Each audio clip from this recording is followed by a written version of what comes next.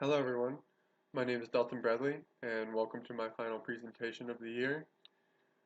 Um, I kind of wanted to do a part of my presentation, just the beginning part of my presentation, as a video of myself, just so you guys can actually see me a little bit, and then the rest of it's actually going to be a Prezi that I recorded. Um, so I guess the first thing that we needed to talk about was something that was unique about ourselves. And I guess the thing that I wanted to talk about is a little bit personal. But the thing that's unique about myself is that I was born with cerebral palsy on my right side. Um, and when I was born, the doctors weren't even sure if I would ever be able to walk. And as of right now, I live on my own with my wife, and I can walk. And I mean, really, the only thing that you notice about it is a small limp, and most people don't even notice that. So it's something that I really have a lot of pride in, and that I'm really proud of myself, knowing that I've been able to overcome that obstacle in my life. So that's what's unique about me. And so give me a second and we'll get into my presentation.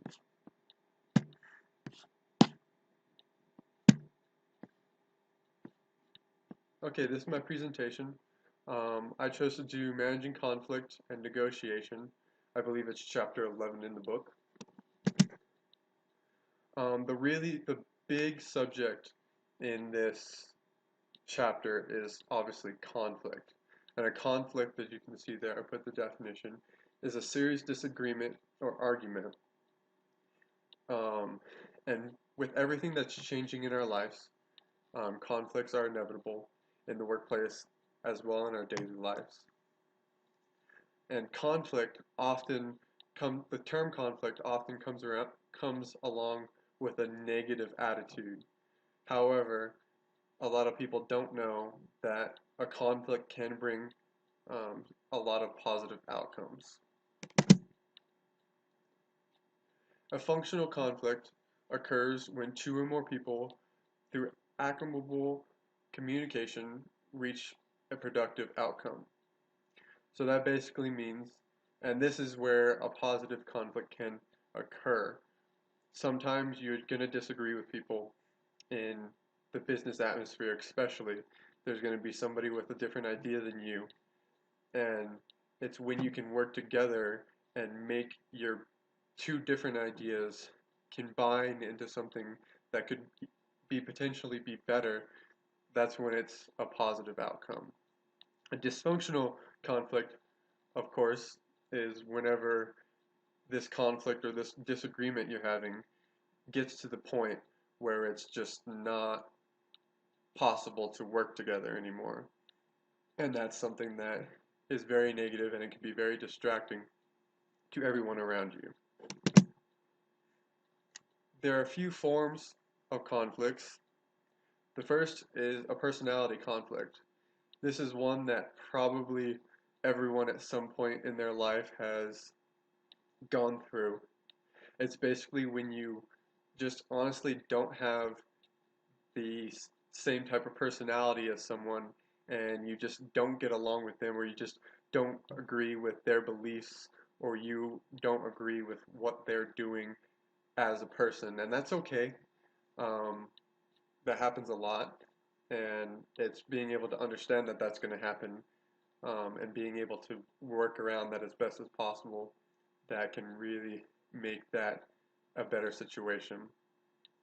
The second, as you can see, um, is behavior that is intended to harm the targeted individual, either emotionally or mentally. Hopefully, it's not physically, but that can occur as well. Um, this is basically when somebody is just lets that personal conflict get to a point where it's just not going to be able to work together, and it's just not going to get to a point where, yeah, everyone can work together. As you can see there, um, a contract or a contact hypothesis is the idea that the more conflicting parties interact, the less conflict they will experience. In my personal experience, this doesn't really work. The few times that I've seen conflicts in my work area, it's usually just best to kind of part ways. But that's kind of just my line of work. And the other subject in this chapter was negotiation, which is a very good way to stop a conflict. Negotiation um, is defined as trying to reach an agreement or compromise by discussion with others. There's two types of negotiation, according to the book. The first is distributive. It usually involves only one issue, where one person gains at the expense of the other. This would be a situation where if somebody or if two parties just could not come to an agreement and finally to just kind of give up on the conflict and give up on the argument, one party decided to say, look, I don't really agree with what you're saying, but we'll do what you say anyways. Excuse me. The second is integrative. This usually involves one or more issues, and all parties involved can gain from it. So this is a situation where, like I discussed earlier, where possibly both um, ideas could be merged together to make one better idea, or it was just possible for both ideas to happen simultaneously, but not that didn't necessarily affect each other. A few authors that I found on this subject. The first is Patrick Lencioni. He was born in 1965. Um, he's best known for his best-selling book, Five Dysfunctions of a Team. He also has written 8 other books, including The Advantage, Why Organizational Health Triumphs Everything Else in Business, and Overcoming the Five Dysfunctions of a Team. The second author that I found, Michael Stavers, some of you may have heard of him. He's quite well known. He's the author of You Don't Know How to Shut Up, 20 Ways to Diffuse Anger and Calm People Down, and Resolving Conflict. He has a bachelor's degree in business and a master's in psychology. This is a quote from his website. It says, an advocate of counterintuitive thinking, Mike resists conventional wisdom and instead presents the cold, hard truth when challenging honesty. With challenging honesty.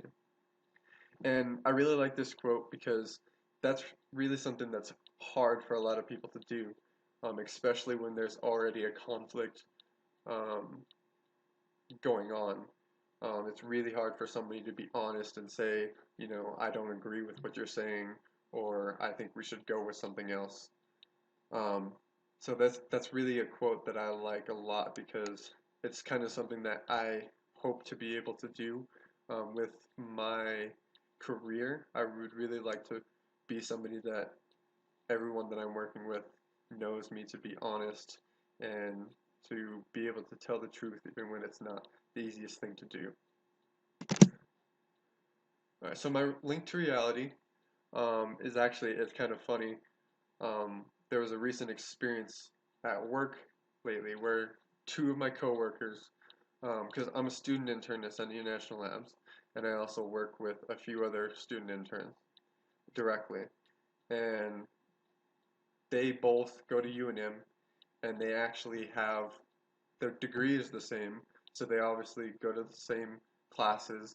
They have a couple same classes, and there is one where they actually were in a group together in that class. And I don't know if anyone has ever told you guys, but it's probably, and from my experience with this, it's probably not a very good idea to be that close to somebody all the time.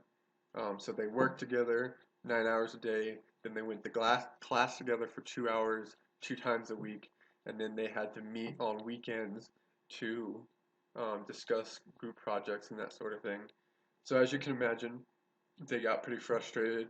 One of them actually ended up dropping their um, group a week before their final presentation was due, and it really just caused a pretty big wave throughout our entire group. And I mean, I did my best to kind of just stay out of it and really not get involved, but I definitely saw how that could affect um, the the outcome of, or just I guess the working environment of everyone around you when you have a disagreement with somebody. Just one thing that I put down here at the bottom, just something that I would really like everyone to know, that conflicts are going to happen probably every day, whether it's at work or at home or just driving down the road. Somebody's going to cut you off and it's going to cause a conflict. Um, but it's how you deal with them that counts. And it's really hard sometimes to deal with a negative conflict in a way that ends up in a positive. Um, but all I can say is do your best, and I really hope you guys like my presentation, and have a good winter break. Thank you very much.